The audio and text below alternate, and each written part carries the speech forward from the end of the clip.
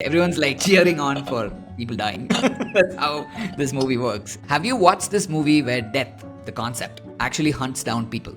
Sounds interesting. Which one is this? I'm talking about none other than the Final Destination movies. So I'm specifically talking about Final Destination Bloodlines. This is the newest in the series. It came out in 2025. None of the films in the series are really connected to each other, so you can go pick and choose and watch what you want to. For those who like gore, Bloodlines delivers so well. The premise is simple. As always, a group of people escape death because one of them has a premonition.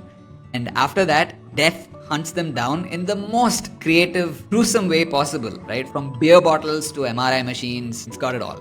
The first one in the series was the year 2000, and then they kept making too many movies, and then they finally stopped in 2011. So after a long break, 2025 sees another part, and it's got more creativity in the way they've sort of shown the same story. Of course, there's creativity with death, right? Everyone's like cheering on for people dying. That's how this movie works. So if you're not into that kind of stuff, this is not the movie for you. But if you are, then you will really like Final Destination Bloodlines. I mean, the one thing that has changed my thing with Final Destination is I stopped driving close behind trucks with pipes that jet out.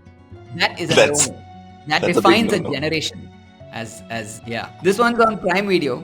It's finally released on Prime Video, so you can go check it out. But yeah, you should fear the obvious. You know, if you haven't watched this series of movies, that's when you go and like party on a pool that is constructed between two buildings hanging in the middle of nothing, right? If you haven't watched Final Destination, you'd go to that pool. Say, wow, this is so cool. But we won't. And if you want to hear more about, read more about, I think, death and appointments, Barry, I would strongly recommend this really short story called Appointment in Samara. It's a 5-minute read, and it's one of the best written short stories that has a start, an end, and a twist at the end which will catch you.